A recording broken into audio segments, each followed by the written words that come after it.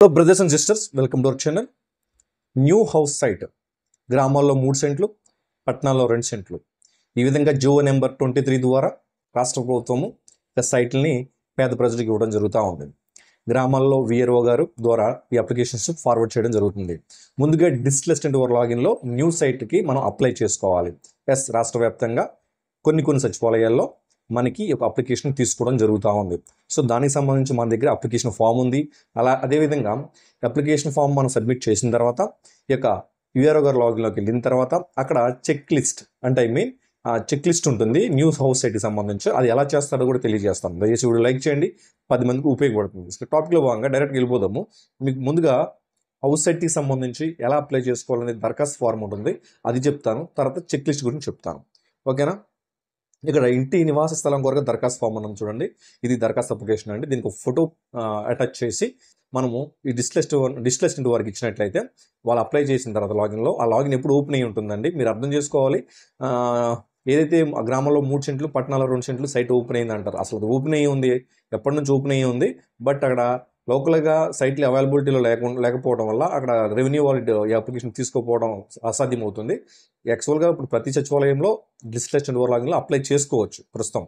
So but అక్కడ VRO గారు concern కావాలి, ఎంఆర్ఓ గారు కన్సర్న్ కావాలి.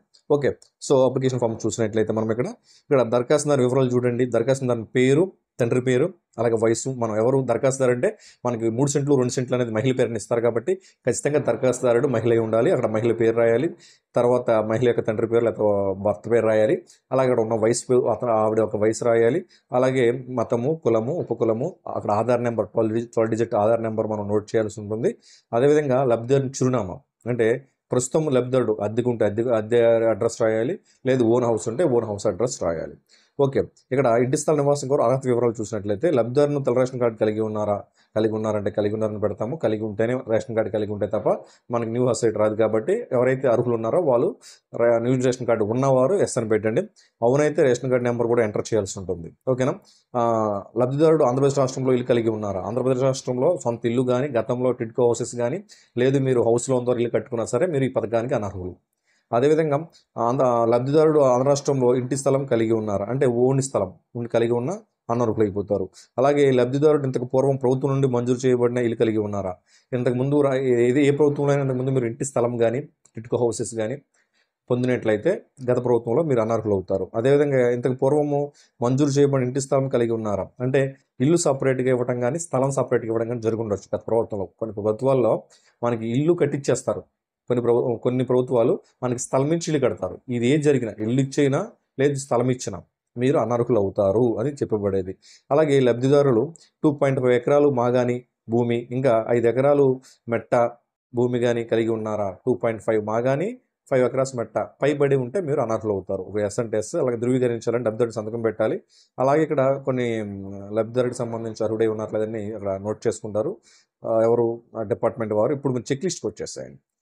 చెక్ లిస్ట్కి వచ్చేసినట్లయితే ఇక్కడ చెక్ లిస్ట్లో క్లియర్గా check list for new house site మీరు అప్లికేషన్ అప్లై చేసేసిన తర్వాత డిస్లిస్టెంట్ ఓవర్ లాగిన్లో ఇక్కడ విఆర్ఓ గారు చెక్ లిస్ట్ తీసుకుంటారు. ఆ చెక్ లిస్ట్ తర్వాత ఎంఆర్ఓ గారికి, తర్వాత ఆర్డీఓ గారికి, తర్వాత జేసీ గారికి. ఒక ఇంటి స్థలం మీకు మంజూరు కావాలంటే మీరు అప్లికేషన్ పెట్టుకున్న తర్వాత డిస్లిస్టెంట్ ఓవర్ లాగిన్లో నుంచి విఆర్ఓ గారికి వెళ్తుంది. విఆర్ఓ గారి లాగిన్లో నుంచి ఎంఆర్ఓ గారికి, ఎంఆర్ఓ గారి నుంచి మనకి ఆర్డీఓ గారికి, ఆర్డీఓ గారి నుంచి జేసీ గారు, ఇలా జేసీ గారి లాగిన్లో ఫైనల్ అయ్యి మీకు ఇంటి స్థలము శాంక్షన్ లిస్ట్లో మీ పేరు రావడం జరుగుతూ ఉంది. ఇప్పుడు ఆ చెక్ లిస్ట్ అనేది చూద్దాం. అప్లికేషన్ నెంబర్ డేట్ అంటే మీరు సచివాలయంలో ఈ డిస్లిస్టెంట్ ఓవర్ లాగిన్లో ఎప్పుడు అప్లై చేశారు దాని అప్లికేషన్ నెంబర్ నోట్ చేసుకుంటారు. ఓకేనా? తర్వాత అప్లికెంట్ నేమ్ అంటే ఇక్కడ ఫీమేల్ ఉంటారు కాబట్టి ఎవరైతే అప్లికేషన్ 3 సెంట్ల గ్రామాల్లో, పట్టణాల్లో 2 సెంట్లు అప్లై చేసుకున్నారో వాళ్ళకి సంబంధించి ఇక్కడ మీకు అప్లికెంట్ నేమ్ నోట్ చేయాలి. అలాగే రిలేషన్ భర్త పేరు కానీ తండ్రి పేరు కానీ రాయాలి. తర్వాత అప్లికెంట్ ఆధార్ నెంబర్ నోట్ చేయాలి. అలాగే అప్లికెంట్ యొక్క రైస్ కార్డ్ నెంబర్ కూడా ఖచ్చితంగా నోట్ చేయాలి. అలాగే విలేజ్ నేము, అలాగే సెక్రటరేట్ నేము, అలాగే అడ్రస్, తర్వాత విఆర్ఓ గారు రికమెండేషన్ అండ్ సిగ్నేచర్.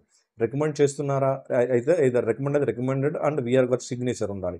తర్వాత అదే చెక్ లిస్ట్లో తహసీల్దార్ గారి అంటే ఇక్కడ నుంచి ఎంఆర్ఓ గారు విఆర్ గారు అప్రూవ్ చేసిన తర్వాత ఈ అప్లికేషన్ ఎంఆర్ఓ గారికి వెళ్తుంది. ఎంఆర్ఓ గారు కూడా దీన్ని సర్టిఫై చేయాలి అంటే వెరిఫికేషన్ చేయాలి. ఎంఆర్ఓ గారు రికమెండ్ చేస్తే రికమెండెడ్ అని అక్కడ సిగ్నేచర్.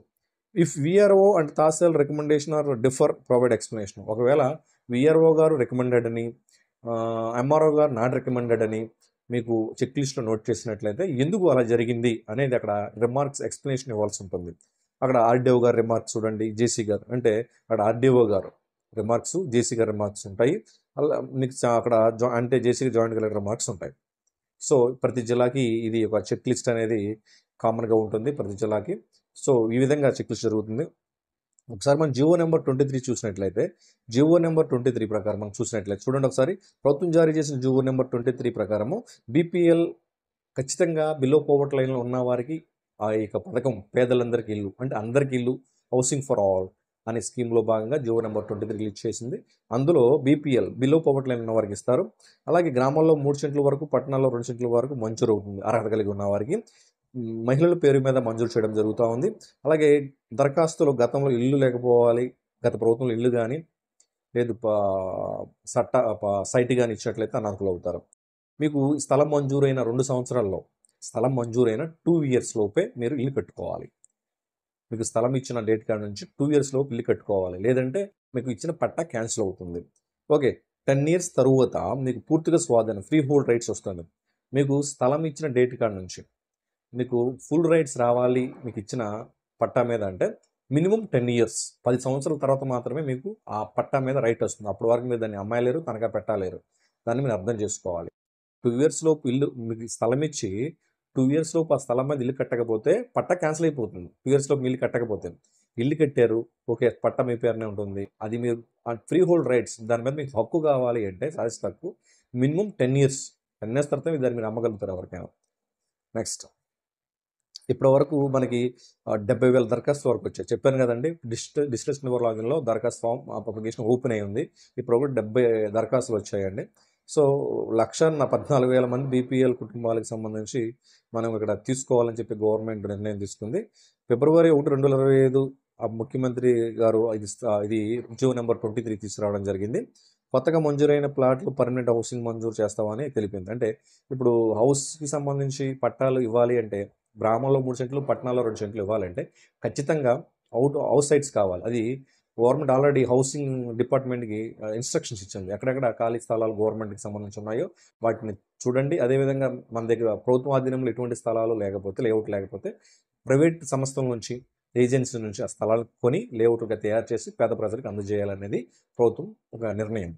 అలాగే మనకి ఓవరాల్గా మనం చూసినట్లయితే అందరికీ ఇల్లు జియో నెంబర్ 23 అండి.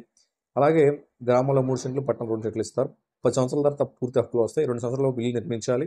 ఇప్పటికి 70,000 దరఖాస్తులు రావడం జరిగింది. ఇవన్నీ కూడా ఇంపార్టెంట్ పాయింట్స్, ఇవన్నీ కూడా గుర్తుంచుకోండి. మనకి ఇక్కడ అప్లికేషన్ ఫామ్ మీకు చూపించాను. అలాగే చెక్ లిస్ట్, అప్లికేషన్ మీరు అప్లై చేసిన తర్వాత చెక్ లిస్ట్ ఎలా ఉంటుంది అనేది కూడా తెలియజేశాను. ఓకేనా? సో మీరు దయచేసి వీడియోని అర్థం చేసుకోండి. మీ డిస్ట్రిక్ట్ వారిని అడగండి.